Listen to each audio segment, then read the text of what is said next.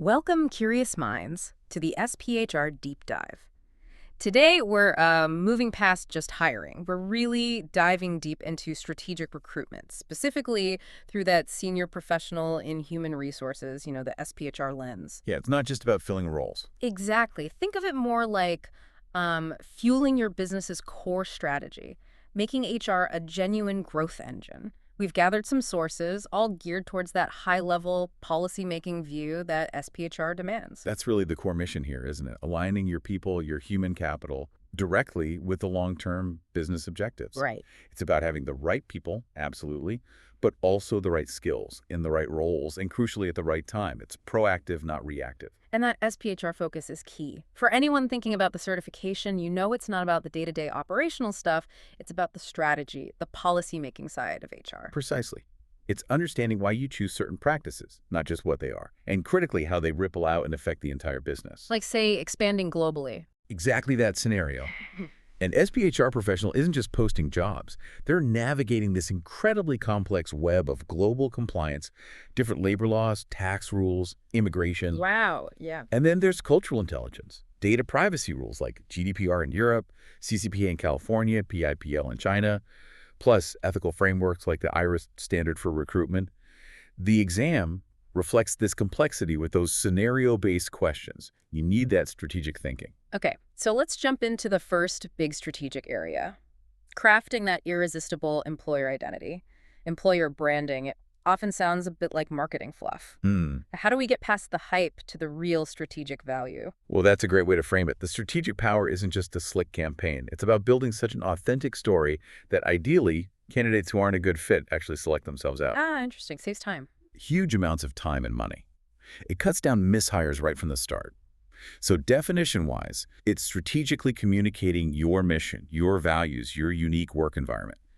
And get this, some studies show up to 75% of candidates are more likely to apply if a company actively manages its brand. 75%. That directly hits things like time to fill and cost per hire then. Directly. So what are the core pieces? You mentioned culture and values. Yeah, authenticity feels like the key word there. It absolutely is. Yeah. Genuine culture is the foundation. A positive, inclusive, psychologically safe place doesn't just attract people. It fuels innovation, supports DEI efforts. HR folks are really the culture champions here. Making sure the walk matches the talk. Exactly, because when values align, people integrate better, perform better, and crucially, they stay longer. Which logically leads to the employee value proposition, the EVP. So beyond the paycheck, what makes a company stand out? The EVP is the whole package, right? All the benefits, rewards, opportunities. Health insurance, retirement, yes, but also professional development, and maybe most importantly today, flexible work options. Flexibility is huge now. Massive. And a strategic EVP isn't static. It can't be one size fits all. It needs to evolve, and you need to segment it. What appeals to an engineer might be different from what appeals to a marketing lead. HR needs to constantly research the market, gather feedback. Keep it relevant. Keep it relevant and targeted. Okay, and then there's the candidate experience, that first impression, right? Even if someone doesn't get the job. Oh, it's absolutely critical. Every single interaction matters, from seeing the job ad to onboarding or even getting a rejection email. A good experience means they might apply again or tell friends. And a bad one. A bad one can be damaging. Oh. Poor onboarding, for instance, can see people leave within just a couple of months. That's a huge waste. So strategic HR designs that whole journey. Seamless, transparent, empathetic, maybe using automation for the routine stuff so recruiters can focus on the human connection. It sounds like this branding piece needs to be really tightly woven into the overall business strategy. How does that connection work practically? And where do digital platforms fit? Yeah, it has to be aligned. If your company strategy is, say, to become a leader in AI development, your employer brand needs to scream cutting-edge AI research opportunities. To attract that specific talent. Exactly. It needs constant monitoring and tweaking. And digital platforms, they're indispensable for getting that message out. LinkedIn, obviously, but Yeah. Twitter, Facebook, even Instagram, depending on the roles. You reach active and passive candidates. People who aren't even looking right now. Precisely. And the content needs to be authentic. Employee stories, glimpses of the actual workplace, talking about real perks like mental health support, not just free snacks. Think about the training programs Google or McKinsey showcase. But that transparency, it cuts both ways, surely. There must be Oh, risks. definitely. Digital means two-way conversation, which is great for engagement, but negative reviews or experiences travel fast. Yeah. So how do you stay authentic but manage risks like, claims of bias or discrimination? You need clear social media policies, training for employees, active monitoring. It's about being transparent and compliant. And thinking globally, you can't just copy-paste a U.S. brand strategy into, say, Japan. Absolutely not. A one-size-fits-all approach fails miserably. Think about mandatory benefits. Germany is vastly different from the US, or communication style emphasizing individual wins might work in some places, but flop in cultures that value team harmony. So a global framework, but local adaptation. That's the key. Core values consistent, but the messaging, the EVP details, tailored to local norms and talent pools. Okay, let's shift gears to our next pillar, forecasting the future workforce, anticipating needs, but like on a really strategic level. Exactly. Workforce planning isn't just counting heads for next year. It's this ongoing, proactive process to align your HR capabilities with where the business is going long term. So ensuring you have The right number of people with the essential skills in the appropriate roles at the right time. It's fundamental for business continuity, succession planning, managing costs, and heading off people risks before they happen. Identifying skill gaps early, for example. It's iterative, always evolving. where do you start? How do you figure out what you even have right now? It begins with a really thorough internal look. A skills inventory is key. There are tools out there like EDSI's skill decks that give you a kind of 360 view of the skills across the organization. A baseline. Right. Then you do a skill gap analysis. Usually involves looking at the organization's goals, the specific job tasks, surveying the workforce's skills, and then figuring out how to bridge those gaps. It gives you this sort of organization-wide skills balance sheet. Tells you whether you can promote from within or if you need to look outside. Okay, so you know your current state. How do you then predict future needs? What data drives that? Predicting the future. Well, it involves looking at historical trends, sure, but also market shifts, growth plans, new technologies. This is where HR absolutely needs that seat at the leadership table. To understand the business strategy. Yeah. To translate something like we're expanding into Southeast Asia into, okay, we need people with these language skills, familiar with these markets, maybe with these specific technical backgrounds. It's not just headcount, it's about the types of skills needed. Makes sense. Yeah. So what about the more data-driven quantitative methods for this forecasting? Right. Quantitative gives you objective numbers. Trend analysis is common, looking at past data like turnover, demographics, skill distributions to project forward. But you can't just draw a straight line, right? Exactly. You have to be careful. A simple extrapolation might miss a huge external factor, like an economic downturn suddenly hitting, or AI automating a whole class of jobs much faster than expected. So what else is in the quantitative toolkit? I think you mentioned econometric modeling. Yes, econometric modeling and regression analysis. These are more sophisticated statistical methods. They look for relationships between variables. For example, how does sales revenue historically correlate with the number of customer service reps needed? Oh, okay. It allows for more precise predictions and running different what-if scenarios. SPHR pros need to be comfortable interpreting this kind of output. So that's the number side. What about the human element, the qualitative forecasting? Qualitative methods are crucial too. They tap into expertise and intuition. Managerial judgment is a big one, just leveraging the insights and the gut feelings of experienced managers, especially when things are uncertain or you're dealing with totally new trends where there's no historical data. Makes sense. Experience counts. And there were a couple of structured techniques, Delphi and... Right, the Delphi technique. This uses anonymous, iterative rounds of questionnaires sent to a panel of experts. They refine their forecast based on seeing summarized feedback from others, aiming for consensus without anyone's opinion being overly swayed by a dominant personality. The halo effect. Exactly. There's even a little mnemonic. DDLPHI. Define the problem, engage experts, lift forecasts, provide feedback, harmonize views, implement the result. Andy. And the other one? Nominal group. Nominal group technique, Yep. NGT. Think structured brainstorming. First, everyone generates ideas silently. Then you go round robin, everyone shares one idea at a time. Then discussion, purely for clarification, not debate. And finally, voting or ranking to prioritize. NGT silent generation, round robin sharing, discuss for clarity, prioritize. Sounds like it really levels the playing field. It does. Ensures everyone contributes, avoids groupthink. So the best approach is probably mixing these, quantitative and qualitative. Absolutely essential. You need both. You blend that data-driven precision with the human-informed strategic nuance. It makes your workforce plans much more robust and adaptable. And globally, you have to layer in those external macro factors, geopolitics, economic stability, local labor market quirks. It's not just about your internal numbers. Okay, next up, tapping into those talent pools. Recruitment sources. This feels like the classic build versus buy talent decision. How do companies effectively look inwards first? Internal recruitment is powerful. Obvious methods are promotions, transfers, but also temporary to permanent conversions. And employee referrals are huge. Even though the hire is external, the source is internal. These often lead to great fits, better retention, and there are usually incentives. And don't forget alumni networks. Definitely. Alumni networks and boomerang employees, people who leave and come back.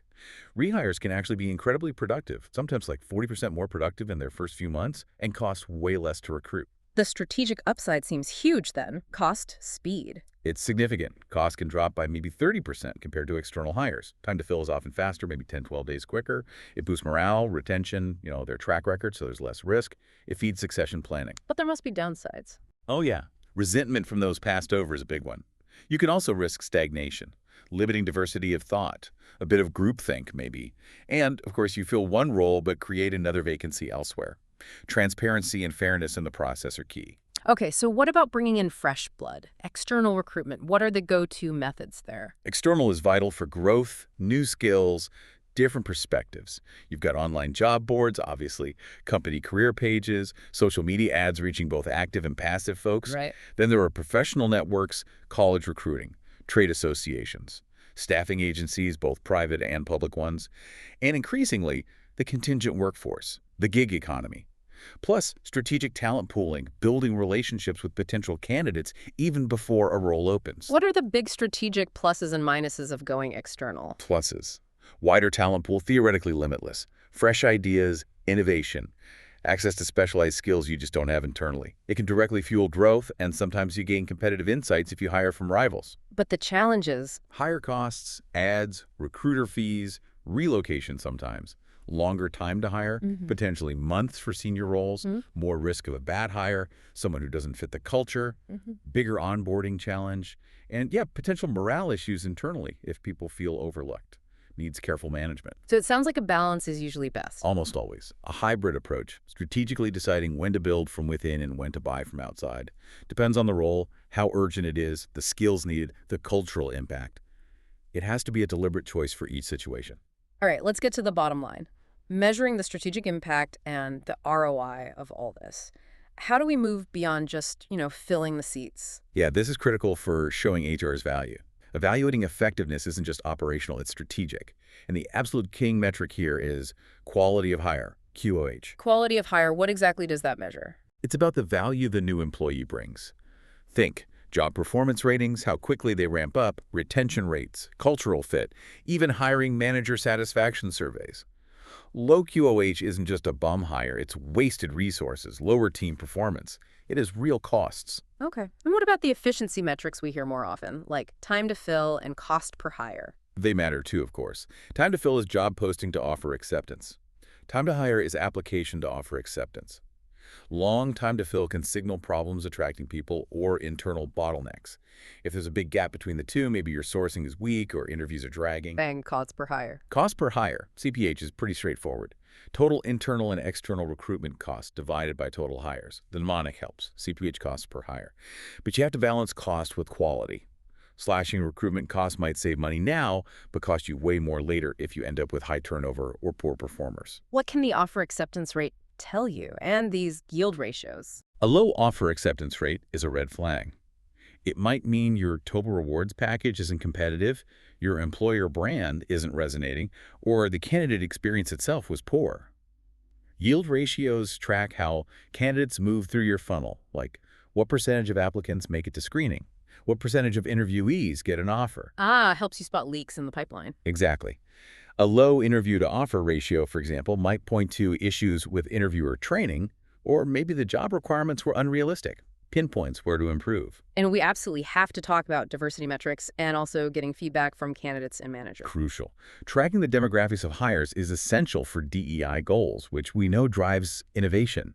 Look at companies like Google. They emphasize mirroring their global users. And that qualitative feedback from candidates, even rejected ones, and hiring managers is gold. Metrics tell you what happened. Feedback tells you why. Why the offer acceptance rate is low, for instance. Precisely. That feedback loop drives continuous improvement. So all this data, these analytics, Yeah, it lets HR be more strategic, more proactive. that's the goal. Recruitment analytics, often powered by applicant tracking systems, ATS or AI tools, shifts HR from being reactive to being data-driven.